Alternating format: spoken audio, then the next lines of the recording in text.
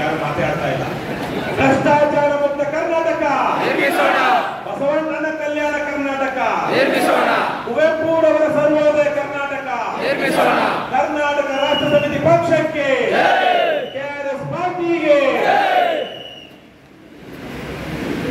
ಕರ್ನಾಟಕ ರಾಷ್ಟ್ರ ಸಮಿತಿ ಪಕ್ಷದ ಅಧ್ಯಕ್ಷರಾಗಿರುವ ಸಿಎನ್ ದೀಪಕ್ ರವರೇ, ಯಾದಗಿರಿ ಜಿಲ್ಲಾ ಘಟಕದ ಅಧ್ಯಕ್ಷರಾಗಿರುವಂತಹ ಜಗನ್ನಾಥ್ ರವರೇ, ರಾಜ್ಯ ಪ್ರಧಾನ ಕಾರ್ಯದರ್ಶಿ ರಘುಪತಿ ಭಟ್ಟರೇ, ಹಾಗೆ ಈ ಕಲ್ಯಾಣ ಕರ್ನಾಟಕದ 7 ಜಿಲ್ಲೆಗಳ ಉಸ್ತುವಾರಿಗಳಾಗಿರುವಂತಹ ಕಾರ್ಯಾಧ್ಯಕ್ಷ ರಘು ಜಾಂಗರೆ ಅವರೇ, ಉಪಾಧ್ಯಕ್ಷರಾದ ಸೋಮ್ ಸುಂದರ್ ಅವರೇ, ಸಂಘಟನಾ ಕಾರ್ಯದರ್ಶಿಗಳಾದ ಆನಂದ್ ಮತ್ತು ದೀಪರ್ ಅವರೇ ಮತ್ತು ವೇದಿಕೆ ಮೇಲಿರುವಂತಹ ಎಲ್ಲ ಗಣ್ಯರೇ ಹಾಗೂ ಕೆಆರ್ಎಸ್ ಪಕ್ಷದ ಹೆಮ್ಮೆಯ ಸೈನಿಕರೇ, ಕೆಆರ್ಎಸ್ ಪಕ್ಷದ ಎಲ್ರಿಗೂ ನಮಸ್ಕಾರ. ಒಂದಷ್ಟು ವಿಚಾರಗಳು ಈಗಾಗಲೇ ನಾವು ಹೇಳ್ಬಹುದಾಗಿರೋದನ್ನ, ಹೇಳ್ಬಹುದಾಗಿರೋದನ್ನ ಇವತ್ತಿನ ಭಾಷಣಕಾರರು ಹಲವರು ಹೇಳಿದ್ದಾರೆ. ಸ್ವಲ್ಪ ಈ ಕಡೆ ತಿಳ್ಸಪ್ಪ, ನಮ್ಗೇನು ಮಾತಾಡ್ತಿರೋರಿಗೆ ಫೀಡ್ಬ್ಯಾಕೇ ಇಲ್ಲ. ಆಮೇಲೆ ವೇದಿಕೆ ಮೇಲಿರೋರಿಗಿಂತ ಕೆಟ್ಟ ರೀತಿಯಲ್ಲಿ ಇದು, ಹಾಗಾಗಿ ಅವ್ರಿಗಂತೂ ವೇದಿಕೆ ಮೇಲಿರೋರಿಗೆ ಬೇರೆಯವ್ರು ಮಾತಾಡ್ತಿರೋದು ಕೇಳ್ತಿರೋದ್ರಿಂದ ಒಂಚೂರು ಮಾತಾಡೋದಕ್ಕೆ ಉತ್ಸಾಹ ಇಲ್ಲ, ಅಥವಾ ಮಾತಾಡ್ಬೇಕಾದ ರೀತಿಯಲ್ಲಿ ಮಾತಾಡಕ್ ಆಗ್ತಾ ಇಲ್ಲ ಅವ್ರಿಗೆ. ಒಂದು 6-7 ಜನ, 100 ಜನ ಇರಬಹುದು, ಆದ್ರೆ ಇವತ್ತು ನಾವು ಇಲ್ಲಿ ಸೇರೋದಕ್ಕೆ ನನ್ನ ಪ್ರಕಾರ ಒಂದು 6-7 ಜನ ಬಹಳ ಪ್ರಮುಖವಾಗಿ ಕಾರಣ. ಮೊದಲಿಗೆ ಈ ದೇಶವನ್ನ ಸಾಂಸ್ಕೃತಿಕವಾಗಿ, ನೈತಿಕವಾಗಿ, ರಾಜಕೀಯವಾಗಿ ಒಂದು ಘಟಕವಾಗಿ ಮಾಡಿದಂತಹ ಯಾರಪ್ಪ? ಮಹಾತ್ಮ ಗಾಂಧೀಜಿ. ಇಡೀ ದೇಶದ ಉದ್ದಗಲಕ್ಕೂ ಇಡೀ ದೇಶವನ್ನ ಆ ರೀತಿಯಲ್ಲಿ ಸುತ್ತಿದ, ದೇಶವನ್ನ ಬೆಸೆದಂತಹ, ಇವತ್ತಿನ ಬಾಂಗ್ಲಾದೇಶ, ಪಾಕಿಸ್ತಾನ ಸೇರಿದಂತೆ ಕನ್ಯಾಕುಮಾರಿಯಿಂದ ಕಾಶ್ಮೀರದ ತನಕ ದೇಶವನ್ನ ಬೆಸೆದಂತಹ ಮಹಾತ್ಮ ಗಾಂಧೀಜಿ. ಅದೇ ರೀತಿಯಲ್ಲೇ ದೇಶದಲ್ಲಿ ಪ್ರಜಾಪ್ರಭುತ್ವದ ಬುನಾದಿಯನ್ನ ಹಾಕಿ, ಒಂದು ರೀತಿಯಲ್ಲಿ ಪ್ರಜಾಪ್ರಭುತ್ವದ ಡೆಮೊಕ್ರೆಟಿಕ್ ಇನ್ಸ್ಟಿಟ್ಯೂಷನ್ಸ್ ನ ಕಟ್ಟಿ ದೇಶವನ್ನ ಒಗ್ಗಟ್ಟಾಗಿ ಇಟ್ಟುಕೊಂಡು ಕಾಪಾಡಿಕೊಂಡು ಒಂದು ಉತ್ತಮವಾದಂತಹ, ಆದರ್ಶಯುತವಾದಂತಹ ಆಡಳಿತ ಕೊಟ್ಟಂತಹ ಭಾರತದ ಪ್ರಪ್ರಥಮ ಪ್ರಧಾನಮಂತ್ರಿ ಜವಾಹರ್ಲಾಲ್ ನೆಹರು. ನಂತರ ಜವಾಹರ್ಲಾಲ್ ನೆಹರೂರವರ ಮಂತ್ರಿಮಂಡಲದಲ್ಲಿ ದೇಶದ ಗೃಹ ಸಚಿವರಾಗಿ ಒಂದು ರೀತಿಯಲ್ಲಿ ಬ್ರಿಟಿಷರು ದೇಶವನ್ನ, ನೀವು ಯಾರ ಜೊತೆನಾದ್ರೂ ಹೋಗಿ ಏನು ಬ್ರಿಟಿಷರ ಅಧೀನದಲ್ಲಿದ್ದಂತ ಬಾಂಬೆ, ಮೆಡ್ರಾಸ್ ಪ್ರೆಸಿಡೆನ್ಸಿ, ಈ ತರದವರು ಭಾರತ ಸರ್ಕಾರ ಅಂತ ಆಗುತ್ತೆ.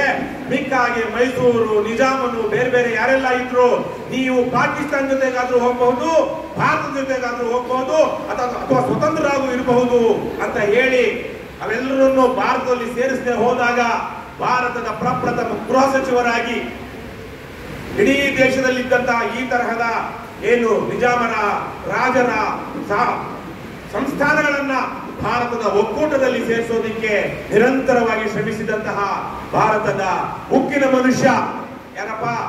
ಸರ್ದಾರ್ ವಲ್ಲಭಭಾಯ್ ಪಟೇಲ್. ಅದಾದ ನಂತರ ದೇಶದಲ್ಲಿ ಏಕೀಕರಣವಾಗಬೇಕು, ಭಾಷಾವಾರು ಪ್ರಾಂತ್ಯಗಳಾಗಬೇಕು. ಅದಕ್ಕಿಂತ ಮೊದಲು ಭಾಷಾವಾರು ಪ್ರಾಂತ್ಯಗಳಾಗಬೇಕು, ಭಾಷೆಗಳ ಆಧಾರದ ಮೇಲೆ ರಾಜ್ಯಗಳನ್ನ ನಾವು ರೂಪಿಸಿಕೊಳ್ಳಬೇಕು ಅಂತ ನಿರಂತರವಾಗಿ ಹೋರಾಟ ಮಾಡಿದಂತಹ ಆಂಧ್ರದ ಪೊಟ್ಟಿ ಶ್ರೀರಾಮುಲು ಅವರ ಬಲಿದಾನದ ಕಾರಣದಿಂದಾಗಿ 1956ರಲ್ಲಿ ಭಾಷಾವಾರು ಪ್ರಾಂತ್ಯಗಳ ಏಕೀಕರಣವಾಗುತ್ತೆ. ಅದಕ್ಕಿಂತ ಇನ್ನೊಂದು ಸ್ವಲ್ಪ ಮುಂದೆ ಹೋಗ್ತೀನಿ ನಾನು. ಸರ್ದಾರ್ ವಲ್ಲಭಭಾಯ್ ಪಟೇಲರು ಹೈದರಾಬಾದಿಗೆ ಸೈನ್ಯವನ್ನು ನುಗ್ಗಿಸೋದಕ್ಕೆ ಮುಂಚೆನೆ ಈ ಹೈದರಾಬಾದ್ ನಿಜಾಮನ ಪ್ರಾಂತ್ಯದಲ್ಲಿ, ಇಲ್ಲಿ ಬಾಂಬೆ ಕರ್ನಾಟಕ ಅಂತ ನಾವೇನ್ ಹೇಳ್ತೀವಿ ಇವತ್ತು, ಬಾಂಬೆ ಪ್ರೆಸಿಡೆನ್ಸಿಗೆ ಸೇರಿದ್ದಂತ ಸಿಂದಗಿಯಲ್ಲಿ ಹುಟ್ಟಿ ಈ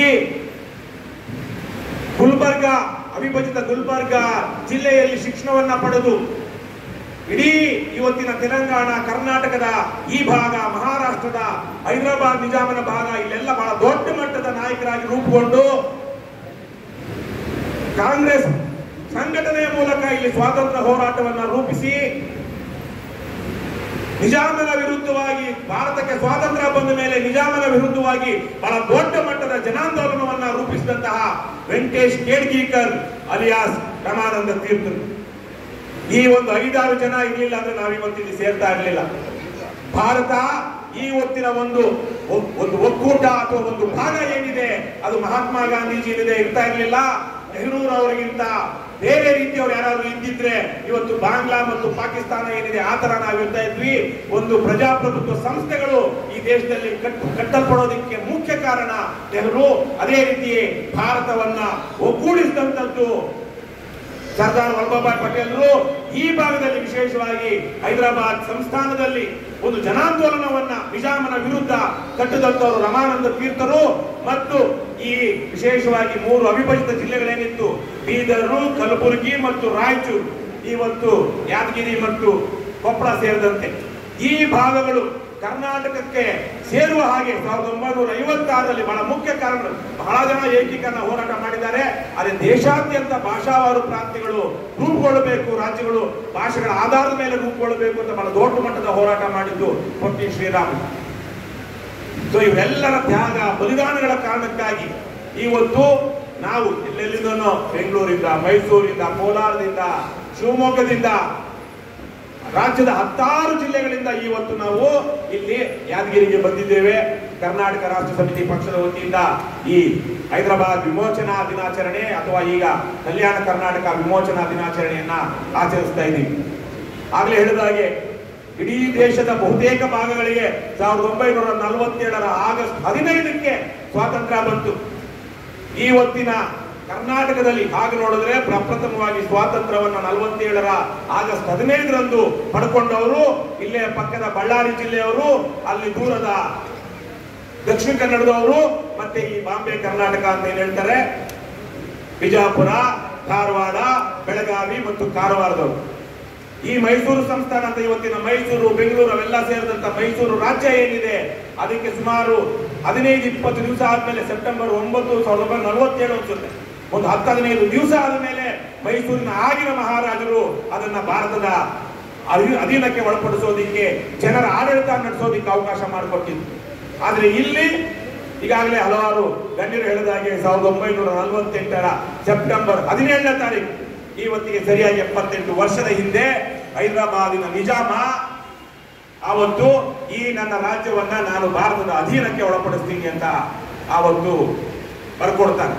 ಆದ್ರೆ ಅದಕ್ಕೆ ಮೊದಲು ಆ 1.25 ವರ್ಷದಲ್ಲಿ ಸುಮಾರು 27ರಿಂದ 40 ಸಾವಿರ ಜನ ರಜಾಕಾರರ ದರ್ಪ, ದೌರ್ಜನ್ಯ, ಅತ್ಯಾಚಾರಕ್ಕೆ ಬಲಿಯಾಗ್ತಾರೆ.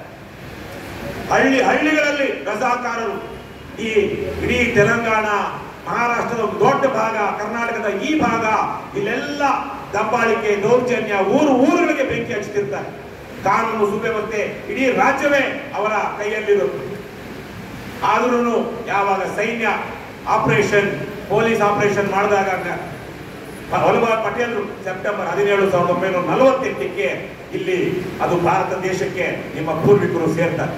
ಅದಾದ ನಂತರ ನಾನು ಹೇಳಿದಾಗೆ 1956ರಲ್ಲಿ ನಾವೆಲ್ಲ ಇವತ್ತಿನ ಏನು ಕರ್ನಾಟಕ ಅಂತಿದೆ ಇದೆಲ್ಲದರ ಭಾಗವಾಗಿ ನಾವು ನೀವು ಒಂದೇ ರಾಜ್ಯದ, ಒಂದೇ ಭಾಷೆಯ ಮಾತನಾಡುವಂತವರು, ಒಂದೇ ರಾಜ್ಯದ ಭಾಗವಾಗಿ ಈ ರಾಜ್ಯದ ಪ್ರಜೆಗಳಾಗ್ತೀವಿ. ನಮ್ಮ ಪೂರ್ವಿಕರು ವಿಶೇಷವಾಗಿ 1956ರಲ್ಲಿ ತೀರಾ ಹಿಂದುಳಿದಂತಹ ಪ್ರದೇಶ. ಮಹಾತ್ಮ ಗಾಂಧೀಜಿ ಅಂತವರೇ ಮೈಸೂರಿನ ರಾಜ್ಯವನ್ನ ರಾಮರಾಜ್ಯ, ಆ ಮಟ್ಟಕ್ಕೆ ಇಲ್ಲೊಂದಷ್ಟು ಶಾಂತಿ, ಸುವ್ಯವಸ್ಥೆ, ನ್ಯಾಯ, ನೀತಿ, ಧರ್ಮ ಇದೆ ಅಂತ ಇದ್ರು. ಬಹುತೇಕ ದೇಶದ ಬ್ರಿಟಿಷರ ಅಧೀನದಲ್ಲಿದ್ದಂತಹ ರಾಜ್ಯಗಳಲ್ಲೂ ಅದಿರಲಿಲ್ಲ. ಬೇರೆ ಬೇರೆ ನಿಜಾಮ ಆವತ್ತಿನ ಕಾಲಕ್ಕೆ ಇಡೀ ಪ್ರಪಂಚದ ಅತ್ಯಂತ ಶ್ರೀಮಂತ. ಇವತ್ತು ಯಾರಪ್ಪ ಅತ್ಯಂತ ಶ್ರೀಮಂತ? ಯಾರಣ್ಣ? ಅದಾನಿ. ಇವತ್ತು ಪ್ರಪಂಚದ ಅತ್ಯಂತ ಶ್ರೀಮಂತ ಯಾರು? Mukesh Ambani, Elon Musk. ಆವತ್ತಿನ ಕಾಲಕ್ಕೆ ಯಾಕಂದ್ರೆ ಇಡೀ ಏನು ಬಾಂಬೆ ಪ್ರೆಸಿಡೆನ್ಸಿ ಅಂತ ಏನ್ ಹೇಳ್ತೀವಿ, ಮೆಡ್ರಾಸ್ ಪ್ರೆಸಿಡೆನ್ಸಿ ಅಂತ ಏನ್ ಹೇಳ್ತೀವಿ, ಅದಕ್ಕಿಂತ ದೊಡ್ಡ ಭೂ ಪ್ರದೇಶ ನಿಜಾಮನ ಅಧೀನದಲ್ಲಿತ್ತು. ಹಾಗಾಗಿ ಆ ಇಡೀ ರಾಜ್ಯವೇ ಅವನ ಅಧೀನದಲ್ಲಿದ್ದ ಕಾರಣಕ್ಕಾಗಿ ಅವನು ಬ್ರಿಟಿಷರಿಗೆ ಸಾಮಂತನಾಗಿದ್ದ ಒಂದು ರೀತಿಯಲ್ಲಿ. ಆವತ್ತು ಇಡೀ ಪ್ರಪಂಚದ 1945-50ರ ಸಂದರ್ಭದಲ್ಲಿ ಇಡೀ ಪ್ರಪಂಚದ ಅತ್ಯಂತ ಶ್ರೀಮಂತ ಹೈದರಾಬಾದಿನ ನಿಜಾಮ ಇರ್ತಾನೆ. ಆದರೆ ಯಾರೋ ಒಬ್ಬ ದೊಡ್ಡ ಶ್ರೀಮಂತ ಇದ್ದಾನೆ ಅಂದ್ರೆ ಮಿಕ್ಕವ್ರು ಏನಾಗಿರ್ತಾರೆ, ಬಹುತೇಕರು ಬಡವರಾಗೇ ಇರ್ತಾರೆ. ಅಲ್ಲಿ ಆರ್ಥಿಕ ಸಮಾನತೆಗಳಿರೋದಿಲ್ಲ, ಸಾಮಾಜಿಕ ನ್ಯಾಯಗಳಿರೋದಿಲ್ಲ. ಹಾಗಾಗಿ ದೇಶಕ್ಕೆ ಬಹಳ ತಡವಾಗಿ ಸೇರ್ಕೊಂಡವರು ತೀರಾ ಹಿಂದುಳಿದ ಪ್ರದೇಶದ ಈ ಭಾಗದ ಜನರೇ ಆಗಿರ್ತಾರೆ. ಇವತ್ತಿಗೂ ಸಹ ಕರ್ನಾಟಕದಲ್ಲಿ ತೀರಾ ತೀರಾ ತೀರಾ ಹಿಂದುಳಿದ, ಏನು ಹಿಂದುಳಿದಿದ್ದು ಅಂದ್ರೆ ಏನ್ರವ ಹಿಂದುಳಿದ್ರೆ ಜೇಬಲ್ ದುಡ್ಡಿಲ್ಲದೆ ಇರೋದು ಹಿಂದುಳಿದಿರೋದು, ಶಿಕ್ಷಣ ಇಲ್ಲದೆ ಇರುವಂತಹದ್ದು, ಉದ್ಯೋಗ ಇಲ್ಲದೆ ಇರುವಂತಹದ್ದು, ಸಾಮಾಜಿಕ ನ್ಯಾಯ ಇಲ್ಲದೆ ಇರುವಂತಹದ್ದು, ಗೌರವ ಘನತೆಯಿಂದ ಬದುಕೋದಕ್ಕೆ ಅವಕಾಶ ಇಲ್ಲದೆ ಇರುವಂತಹದ್ದು, ಒಳ್ಳೆಯ ಆಸ್ಪತ್ರೆಗಳಿಲ್ಲದೆ ಇರುವಂತಹದ್ದು, ಬಡವರು ಕಷ್ಟದಲ್ಲಿ ನರಳುವಂತಹದ್ದು. ಇದೆಲ್ಲ ಸಮುದಾಯಗಳು ಎಲ್ಲಿದೆಯೋ ಅದು ಹಿಂದುಳಿದ ಪ್ರದೇಶ. ನೀವೆಲ್ಲ ಇದ್ದೀರಲ್ಲಪ್ಪ. ಮೇಲೆ ಬೀದರ್, ಗುಲ್ಬರ್ಗ, ಯಾದಗಿರಿ, ರಾಯಚೂರು, ಕೊಪ್ಪಳ, ತದನಂತರದಲ್ಲಿ ಇದನ್ನ ಡಿವಿಷನ್ ಮಾಡಿದಾಗ ಅದರೊಳಗೆ ಸೇರ್ಕೊಂಡಂತ ಇವತ್ತಿನ ಬಳ್ಳಾರಿ ಮತ್ತು ವಿಜಯನಗರ ರಾಜ್ಯದ ಕಡು ಬಡವರು ಹೆಚ್ಚಿರುವಂತಹ ಪ್ರದೇಶಗಳು ಅಲ್ವೇನಪ್ಪ? ಏನ್ರಣ? ಯಾಕೆ ಹಿಂದುಳಿದಿದೆ ಅಂದ್ರೆ ಇಲ್ಲಿ ಶಿಕ್ಷಣ ಎಲ್ಲರಿಗೂ ಸರಿಯಾಗಿ ಸಿಗ್ತಾ ಇಲ್ಲ, ಆರೋಗ್ಯ ವ್ಯವಸ್ಥೆ ಇಲ್ಲ, ಭ್ರಷ್ಟಾಚಾರ.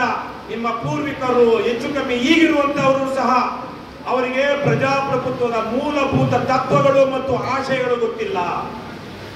ಇವತ್ತಿಗೂ ಕರ್ನಾಟಕದಲ್ಲಿ ಅತ್ಯಂತ ಹೆಚ್ಚಿನ ಪಾಳೆಯಗಾರಿಕೆ ಮನೋಭಾವದ ರಾಜಕಾರಣಿಗಳಿರೋದು ಎಲ್ಲಿ? ಇದೇ ಕಲ್ಯಾಣ ಕರ್ನಾಟಕದಲ್ಲಿ. ವಂಶ ಪಾರಂಪರ್ಯ ರಾಜಕಾರಣದ ಅತಿ ಕೆಟ್ಟ ಬೇರೆ ಕಡೆ ಆದರೆ ಅತಿ ಕೆಟ್ಟ ಉದಾಹರಣೆಗಳು ಇರೋದು ಎಲ್ಲಿ ಇವತ್ತು ಕರ್ನಾಟಕದಲ್ಲಿ? ಇದೇ ನಿಮ್ಮ ಊರುಗಳಲ್ಲಿ ಯಾದಗಿರಿ, ರಾಯಚೂರು, ಬೀದರ್, ಕಲಬುರಗಿ. ಬೀದರ್ನ MP ಆತ ಗಂಡ ಹೆಂಡತಿನೂ ಅವರು ಏನೋ ಇರಬಹುದು, ಆದರೆ ಬೀದರ್ನ ಹಿಂದಿನ MP ಯಾರು? ಧರ್ಮಸಿಂಗ್ ಮಗ.